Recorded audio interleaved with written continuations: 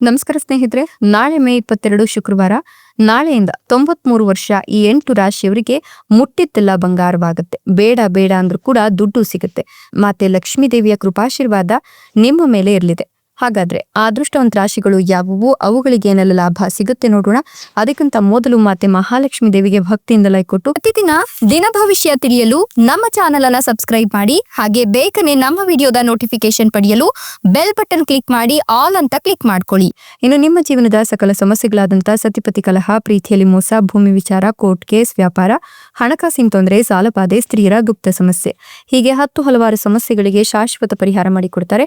Display ಮೇಲೆ ಕಾಣ್ತಕ್ಕಂಥ ಗುರೂಜಿ ನಂತರಕ್ಕೆ ಒಮ್ಮೆ ಕರೆ ಮಾಡಿ ನೋಡಿ. ಹೌದು, ನಾಳಿನ ಮೇ 22ರ ವಿಶೇಷವಾದಂತಹ ಶುಕ್ರವಾರದಿಂದ ಮುಂದಿನ 93 ವರ್ಷ ಈ 8 ರಾಶಿಯವರಿಗೆ ಮುಟ್ಟಿದ್ದೆಲ್ಲ ಬಂಗಾರವಾಗೋದ್ರ ಜೊತೆಗೆ ಲಕ್ಷ್ಮೀ ದೇವಿಯ ಕೃಪಾಶೀರ್ವಾದ ಇರೋದ್ರಿಂದ ಬೇಡ ಬೇಡ ಅಂದು ಕೂಡ ಹಣದ ಸುರಿಮಳಿಯೇ ಸುರಿಯುತ್ತೆ ಅಂತ ಹೇಳಬಹುದು. ಮತ್ತೆ ಮಹಾಲಕ್ಷ್ಮಿಯ ಕೃಪಾಶೀರ್ವಾದ ನಿಮ್ಗೆ ಇರೋದ್ರಿಂದ ಯಾವುದೇ ಕೆಲಸ ಕಾರ್ಯಗಳಲ್ಲೂ ಕೂಡ ನೀವು ಬಹಳ ಈಸಿಯಾಗಿ ಪ್ರಗತಿಯನ್ನ ಕಂಡುಕೊಳ್ತೀರಾ. ಯಾವೊಂದು ಕೆಲಸ ಕಾರ್ಯಗಳಿಗೆ ಕೈ ಹಾಕಿದ್ರೂ ಕೂಡ ಅದರಲ್ಲಿ ಸಾಕಷ್ಟು ಯಶಸ್ಸು ನಿಮ್ಮದಾಗತ್ತೆ. ಜೊತೆಗೆ ವ್ಯಾಪಾರ ವೈಭೋಗದ ಜೀವನ ನಿಮ್ಮದಾಗತ್ತೆ ಅಂತ ಹೇಳಬಹುದು.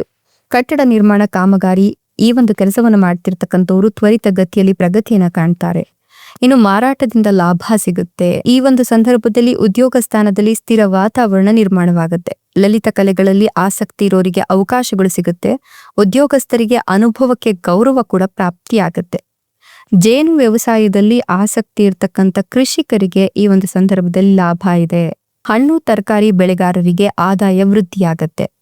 ದೂರದಲ್ಲಿರ್ತಕ್ಕಂಥ ಬಂಧುಗಳನ್ನ ಭೇಟಿ ಆಗ್ತೀರಾ. ಸೇವಾ ಕಾರ್ಯಗಳಲ್ಲಿ ಕೈ ಜೋಡಿಸ್ಲಿಕ್ಕೆ ಮನೆ ಮಂದಿಯ ಸಹಕಾರ ಸಿಗುತ್ತೆ.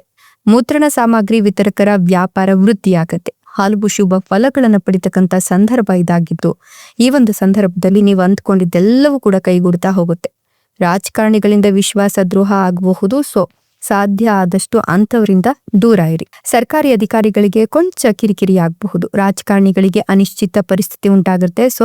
ಹುಷಾರಾಗಿರಿ. ಈ ಒಂದು ಸಂದರ್ಭದಲ್ಲಿ ಮಕ್ಕಳ ಪ್ರತಿಭೆ ವಿಕಸನಕ್ಕೆ ಪ್ರೋತ್ಸಾಹ ಸಿಗುತ್ತೆ. ಆರೋಗ್ಯ ಕಾರ್ಯಕರ್ತರಿಗೆ ಕೆಲಸದಲ್ಲಿ ಒತ್ತಡ ಉಂಟಾಗಬಹುದು. ಕೆಲಸ ಕಾರ್ಯಗಳು ಕೊನೆಯ ಹಂತಕ್ಕೆ ತಲುಪತಕ್ಕಂಥ ಸಾಧ್ಯತೆ ಕೂಡ ಇದೆ. ಉದ್ಯೋಗಸ್ಥರಿಗೆ ಹಿತಕರವಾದ ವಾತಾವರಣ ಸೃಷ್ಟಿಯಾಗುತ್ತೆ. ಸರ್ಕಾರಿ ನೌಕರರಿಗೆ ನಿಶ್ಚಿಂತೆಯ ಅನುಭವವಾಗುತ್ತೆ. ಷೇರು ಮಾರುಕಟ್ಟೆಯಲ್ಲಿ ಹೂಡಿಕೆಯಿಂದ ಲಾಭ ಸಿಗುತ್ತೆ. ಸಾಹಿತ್ಯ, ಸಂಗೀತ, ನೃತ್ಯಾದಿ ಲಲಿತ ಕಲೆಗಳಲ್ಲಿ ಆಸಕ್ತಿ ಇರೋರಿಗೆ ಹರ್ಷದ ವಾತಾವರಣ ನಿರ್ಮಾಣವಾಗುತ್ತೆ. ಪ್ರೋತ್ಸಾಹಕ ವಾತಾವರಣ ಕಾಣಿಸ್ತಿದ್ರು ಕೂಡ ಕಾರ್ಯದಲ್ಲಿ ಮುನ್ನಡೆಯನ್ನ ಸಾಧಿಸ್ತೀರಾ. ಉದ್ಯೋಗ ಸ್ಥಾನದಲ್ಲಿ ಮೇಲಿನವರಿಂದ ನಿಮ್ಗೆ ಶ್ಲಾಘನೆ ವ್ಯಕ್ತವಾಗುತ್ತೆ. ಅವಶ್ಯಕತೆ ಇರ್ತಕ್ಕಂಥವರಿಗೆ ಸಹಾಯ ಮಾಡುವ ಅವಕಾಶ ಸಿಗುತ್ತೆ. ಸಂಸಾರದಲ್ಲಿ ಪ್ರೀತಿ, ಸಾಮರಸ್ಯ ಎರಡೂ ಕೂಡ ವೃದ್ಧಿಯಾಗೋದ್ರಿಂದ ಈ ಒಂದು ಸಂದರ್ಭದಲ್ಲಿ ನೀವು ಅಂದ್ಕೊಂಡಿದ್ದೆಲ್ಲವೂ ಕೂಡ ಕೈಗೂಡುತ್ತೆ. ಮದುವೆ ಆಗಿಲ್ಲ ಅನ್ನೋರಿಗೆ ಮದುವೆಯ ಯೋಗ ಕೂಡ ಇದೆ. ಮಕ್ಕಳಿಲ್ಲ ಅಂತಕ್ಕಂಥವರ ಮನೆಗೆ ಹೊಸ ಅತಿಥಿಯ ಆಗಮನ ಸಾಕಷ್ಟು ಖುಷಿಯನ್ನ ಕೊಡುತ್ತೆ. ಇಷ್ಟೆಲ್ಲ ಲಾಭ ಮತ್ತು ಅದೃಷ್ಟವನ್ನು ಪಡಿತಿರ್ತಕ್ಕಂಥ ಅದೃಷ್ಟವಂತ ರಾಶಿಗಳು ಯಾವುವು ಅಂದ್ರೆ ತುಲಾ ರಾಶಿ, ಮೀನ ರಾಶಿ, ಸಿಂಹ ರಾಶಿ, ವೃಶ್ಚಿಕ ರಾಶಿ, ಧನುರ್ ರಾಶಿ, ಮೇಷ ರಾಶಿ, ವೃಷಭ ರಾಶಿ, ಕನ್ಯಾ ರಾಶಿ. ಇವುಗಳಲ್ಲಿ ನಿಮ್ಮ ರಾಶಿ ಇದ್ದರೂ ಇಲ್ಲದಿದ್ದರೂ ಓಂ ನಮೋ ಮಾತೆ ಮಹಾಲಕ್ಷ್ಮೀ ದೇವಿಯೇ ಅಂತ ಕಮೆಂಟ್ ಮಾಡಿ. ಧನ್ಯವಾದಗಳು.